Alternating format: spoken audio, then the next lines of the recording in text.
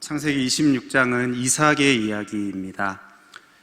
창세기에 이삭의 이야기가 많이 나오진 않습니다. 아브라함과 또 야곱에 비해서 또 요셉에 비해서 분량 면에서 매우 적게 나오고, 또 그마저 나오는 것도 이 보조적인 그런 인물로 아브라함과의 관계 속에서 또 야곱과의 관계 속에서 그렇게 언급되는 정도인데, 이 창세기 26장은 처음부터 끝까지 이삭에 관한 이야기이고 또 이삭이 주인공으로 등장을 합니다. 여기서 우리가 관심을 가지는 것은 이삭이 어떤 사람인지를 이렇게 표현하는, 어떤 사람인지를 지칭하는 그 표현입니다. 마지막 부분에 나오는데요, 오늘 제목입니다. 여호와께 복을 받은 자, 29절입니다. 멋진 표현입니다. 특히 이 말을 누가 했는가 하면 이 블레셋 왕 아비멜렉이 한 말입니다.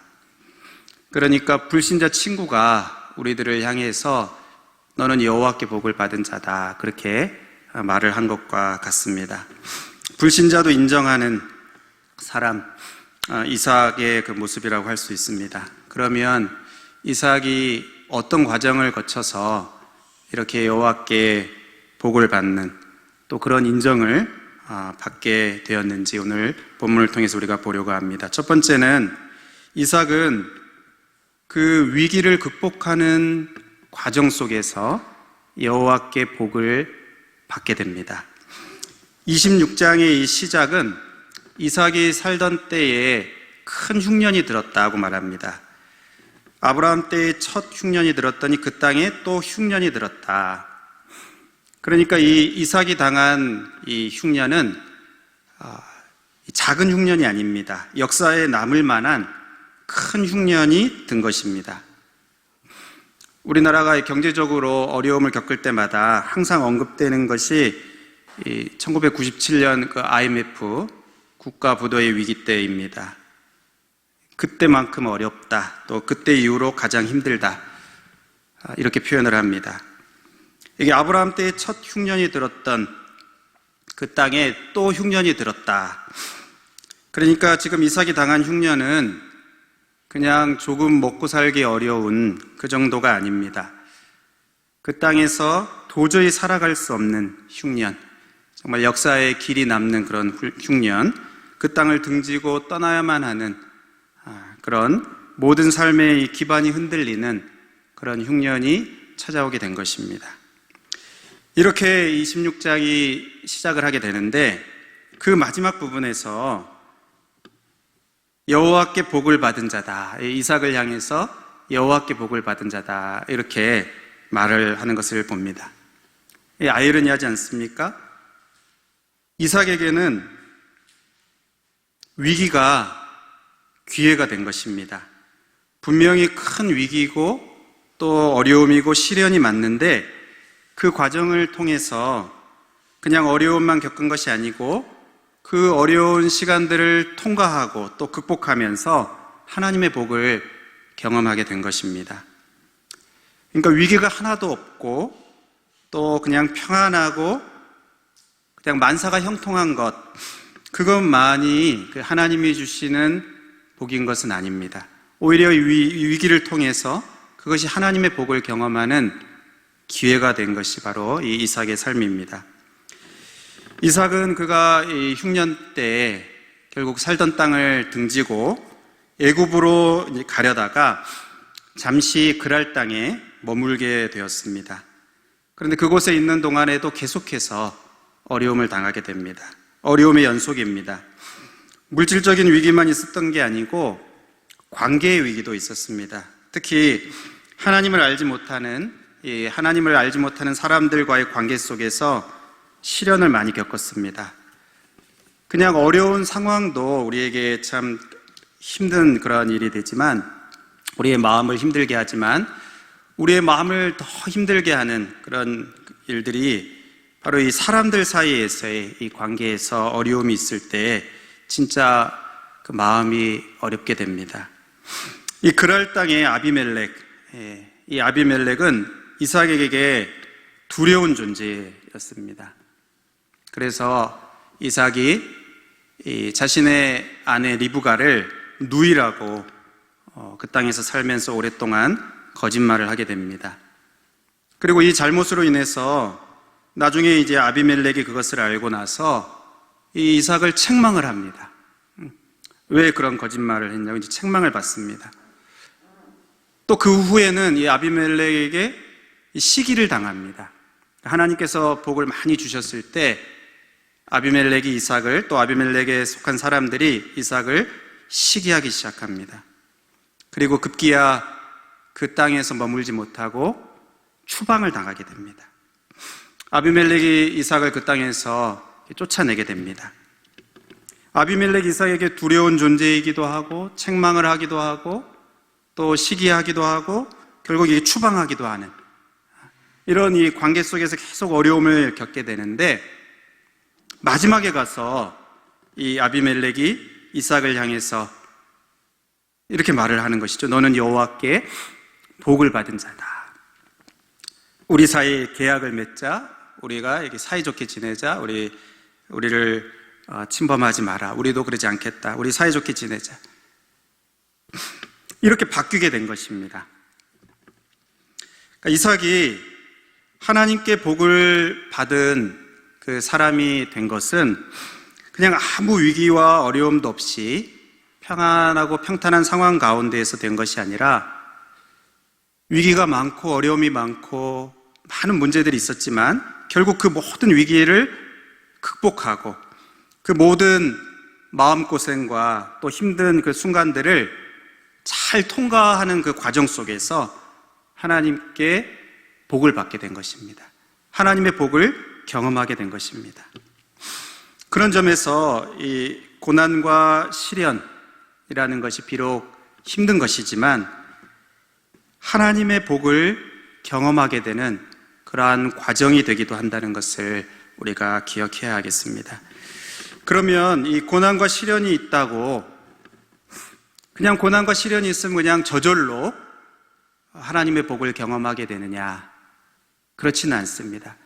그냥 고난과 시련이 찾아오면 그냥 저절로 자연스럽게 하나님의 복을 경험하게 되느냐? 그렇지 않습니다. 이삭은 이 위기 상황 가운데에서 하나님께 순종을 합니다. 그리고 하나님께 순종함을 통해서 하나님의 복을 경험하게 됩니다.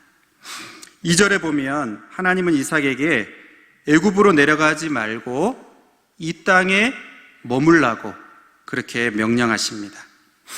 이삭의 원래 계획은 애굽으로 가는 것이었습니다. 그랄 땅을 그냥 통과해서 잠시 여기 머물다가 애굽으로 내려가는 것이 이 이삭의 계획입니다. 그런데 자신이 세운 그 모든 계획과 그 목표를 바꾸라고 하나님이 명령을 하시는 것입니다. 결코 쉬운 그런 명령이 아닙니다. 그런데 이삭이 어떻게 합니까? 하나님의 약속을 믿습니다. 그리고 하나님의 그 약속을 믿고 순종합니다. 아버지 아브라함에게 약속하신 그 세 가지 축복의 약속, 땅을 얻게 하겠다, 또 자손이 번창하게 하겠다, 그리고 천하 만민의 복을 흘려보내는 이 축복의 통로가 되는 그 복을 주시겠다는 아브라함에게 주셨던 그 약속을 너에게 주겠다는 이 하나님의 약속의 말씀을 믿습니다.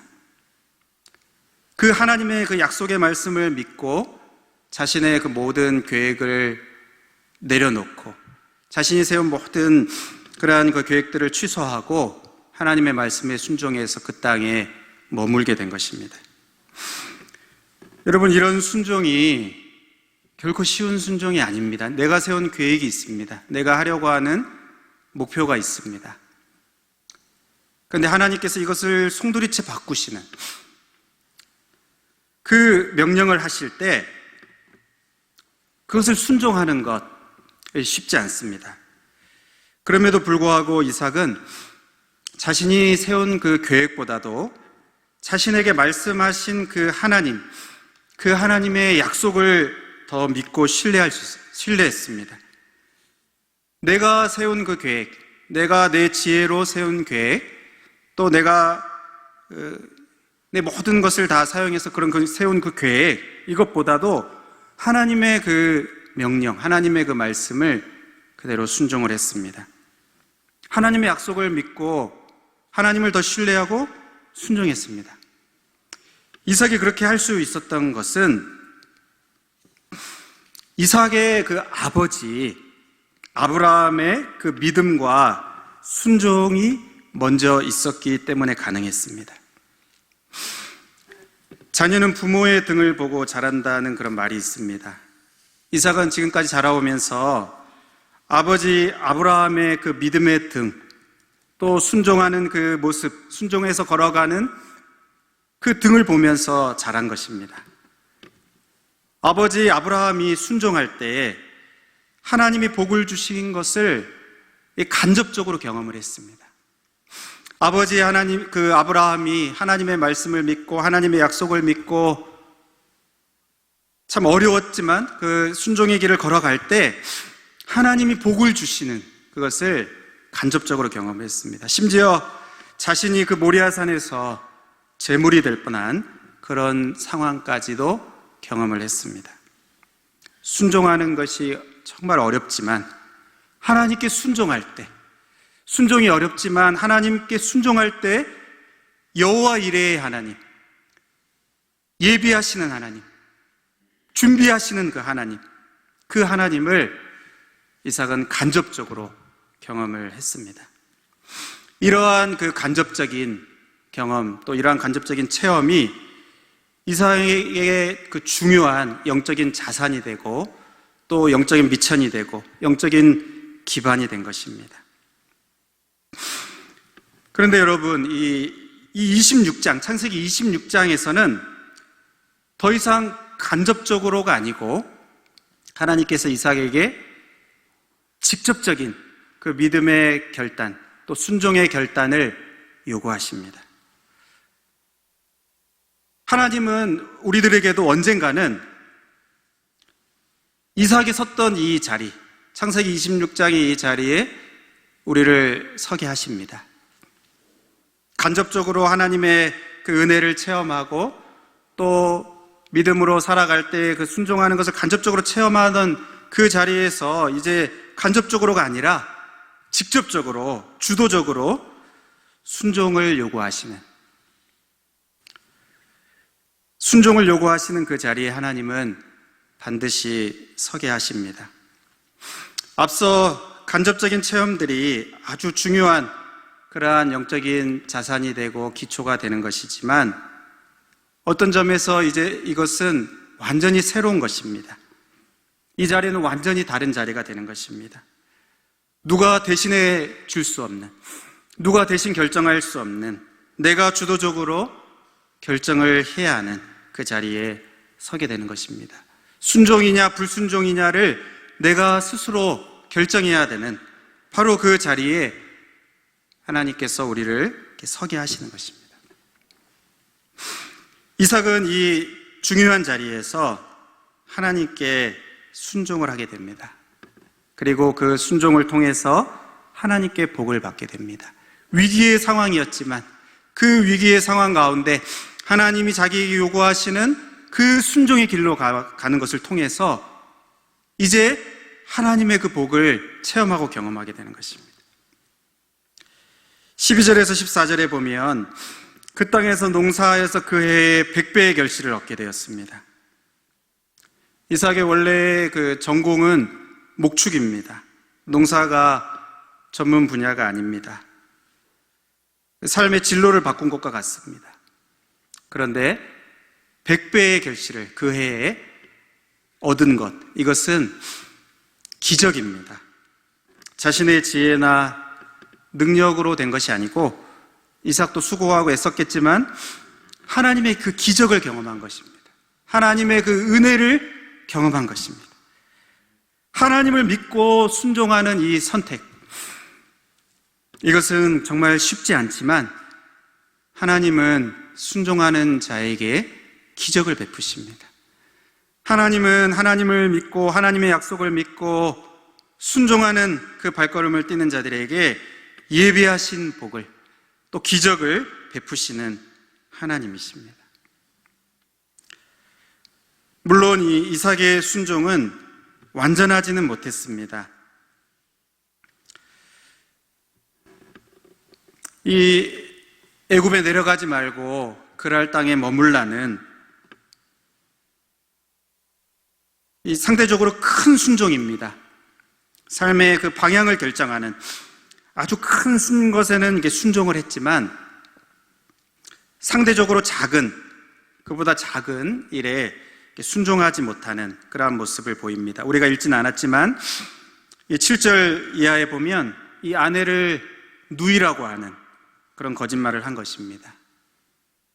그 땅에 있는 이 눈앞에 아비멜렉을 보면서 하나님보다 아비멜렉이 더 큰 존재로 그렇게 여겨지는 그 순간에 마음의 두려움이 찾아오고 타협을 하게 된 것입니다. 믿음을 가지고 하나님께 순종하게 되지만 두려움이 있을 때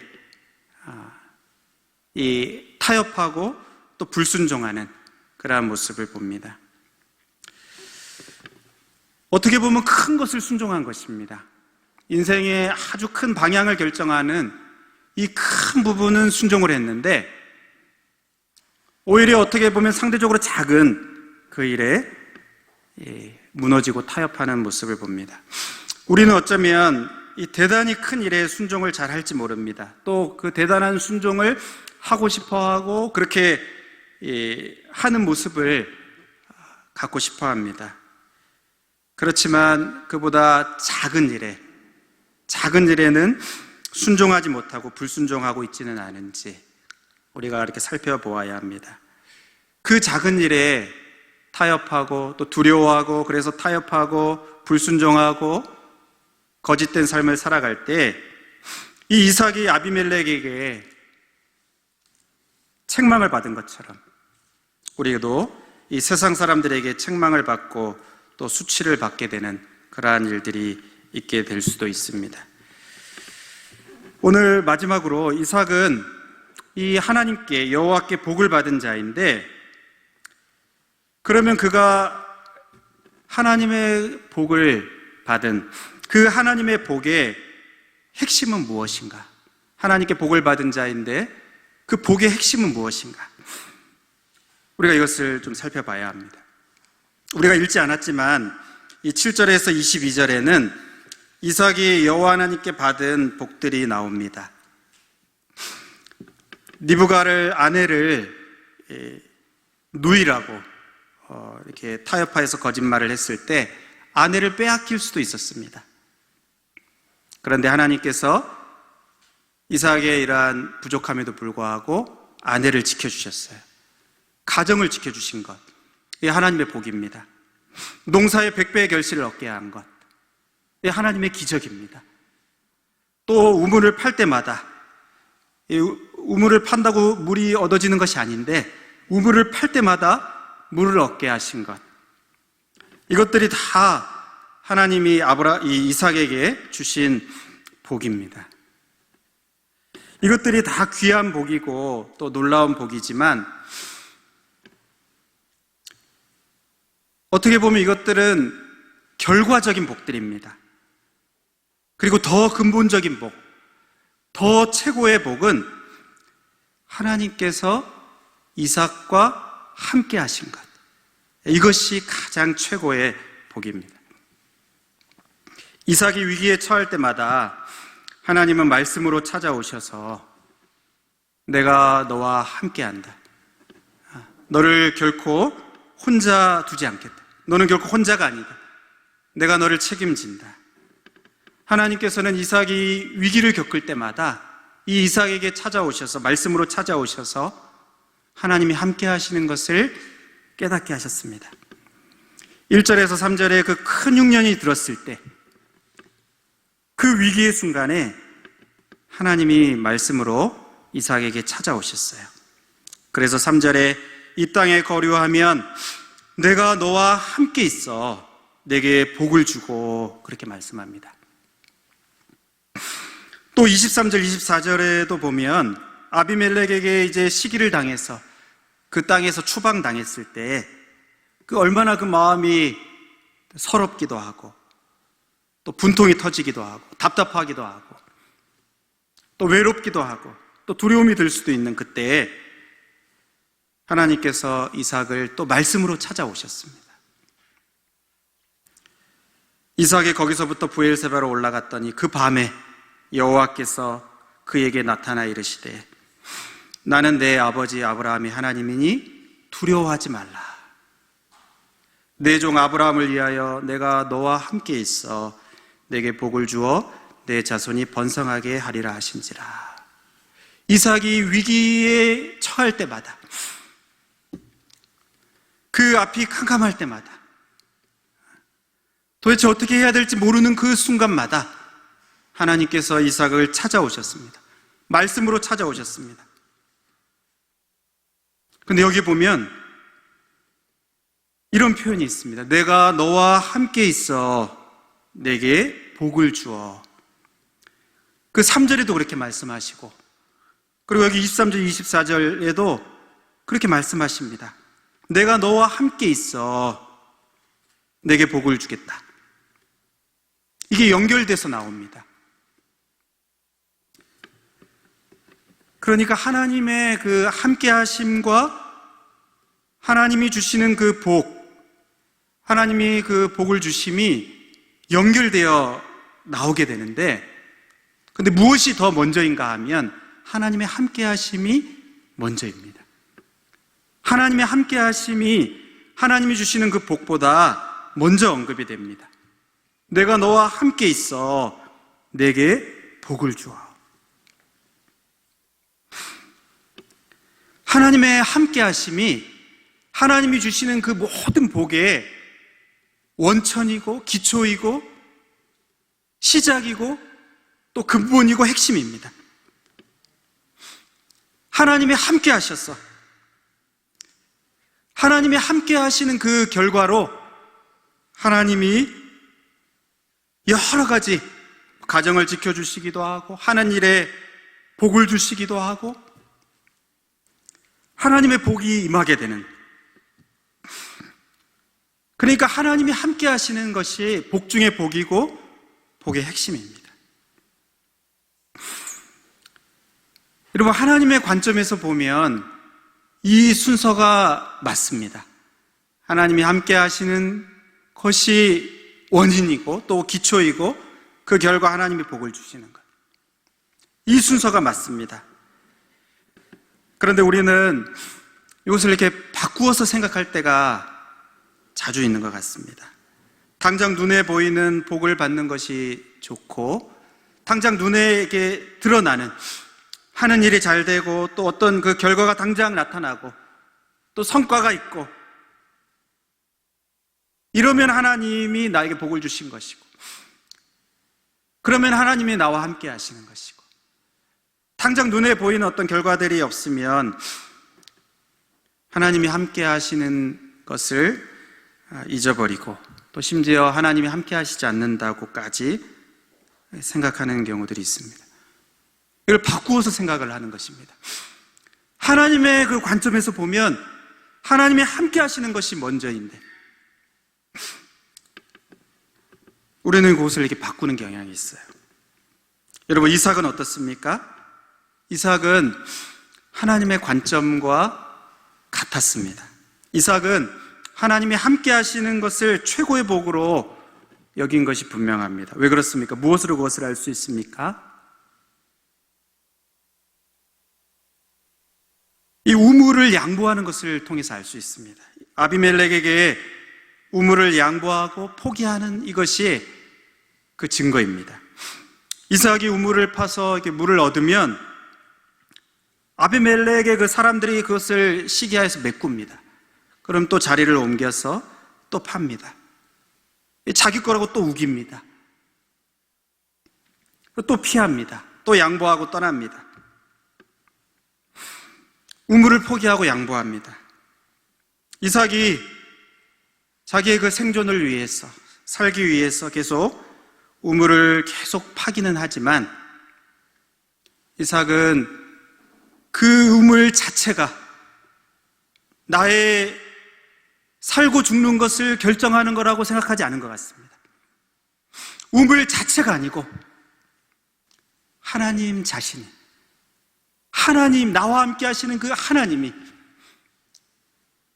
나의 이 생명을 붙잡고 계시다는 것을 믿고 있었습니다. 우물을 계속 파기는 했지만 그가 매달린 것은 우물이 아니고 하나님입니다. 우물이 아니고 번영과 또 형통함을 주시는 그 하나님, 또다시 우물을 주실 수 있는 그 하나님, 그 하나님께 자신의 생명이 달려있음을 알고 그 하나님께 매달렸습니다. 그러기에 이삭은 그렇게 억울한 일을 당하면서도 우물을 양보하고 또 포기하고 그렇게 쫓겨난 그 자리에서, 그 쫓겨난 그곳에서도 하나님을 찾습니다. 하나님의 이름을 부르고 하나님께 제단을 쌓고 여호와의 이름을 부르는 그 모습이 25절에 나옵니다. 그러니까 우물은 포기했지만 하나님을 포기하지 않은 것입니다. 하나님의 그 함께 하심을 사모하고 하나님 없이는 살 수 없다는 그런 심정으로 그 쫓겨난 그 자리에서도 하나님을 찾고 하나님 앞에 나아간 것입니다. 하나님을 자신의 최고의 복으로 여긴 것입니다. 하나님의 그 관점과 똑같습니다. 그러자 하나님은 거기서도 이삭이 판 우물에서 또 물이 나오게 하셨습니다. 여러분, 어떤 사람들은 하나님이 주신 그 복을 경험한 후에 안타깝게도 그 복에 매여서 사는 경우들이 있습니다. 그 복에 심지어 노예가 되고 종이 됩니다. 복을 주신 분은 하나님이신데 복을 얻고 나서 하나님을 잃어버리기도 합니다. 좋은 직장을 얻고서 하나님과의 관계를 등한시합니다. 좋은 사람을 얻고서 하나님과의 관계가 멀어집니다. 하나님이 건강을 주셨는데 그 건강을 가지고 자기 욕심과 자기 즐거움과 자기 탐욕을 위해서 살기 바쁩니다. 하나님과의 관계를 소중하게 생각하고 하나님의 종이 되는 것이 아니고 하나님이 주신 그 복의 종이 된 것입니다. 그러나 이삭은 그렇지 않았습니다. 나중에 아비멜렉이 인정한 것이 이것입니다. 29절에 너는 하나님께 복을 받은 자니라, 이렇게 이삭을 인정하지만 그 앞서 28절에 무엇을 먼저 언급합니까? 28절에 그들이 이르되 여호와께서 너와 함께 계심을 우리가 분명히 보았다. 그러니까 이삭의 그 삶을 통해서 그냥 하나님께 복을 받은 것만을 본 것이 아니고 이 불신자 이 아비멜렉도 하나님이 이삭과 함께 하시는 것, 또 이삭이 하나님과의 관계를 가장 소중하게 여기는 것, 그리고 하나님께서 그 이삭과 함께 하시는 것, 그것을 본 것입니다. 여러분, 이삭이 하나님께 복을 받은 자인데 이 하나님이 함께 하시는 이것이 이삭이 받은 최고의 복입니다. 복 중의 복입니다. 여러분, 말씀을 맺겠습니다. 여러분, 우리가 이 코로나 상황으로 인해서 참 어려운 그런 이 시간들을 우리가 보내고 있지만, 여러분, 우리가 기억해야 할 것이 무엇입니까? 여러분, 우리야말로 하나님의 그 최고의 복을 받은 자들입니다. 왜 그렇습니까? 임마누엘의 그 하나님, 바로 예수님의 그 이름이 임마누엘입니다. 하나님이 우리와 함께 계신다.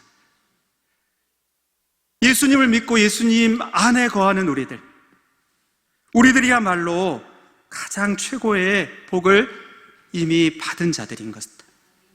여러분, 우리가 위기의 순간 가운데 잊지 말아야 할 것이 이것입니다. 하나님의 최고의 복 이미 우리가 받았고, 하나님이 우리와 오늘도 함께 계신다는 것, 이 위기 상황 가운데서도 함께하고 계신다는 것, 우리가 이것을 잊지 말아야 되겠습니다. 그래서 우리가 낙심하지 말고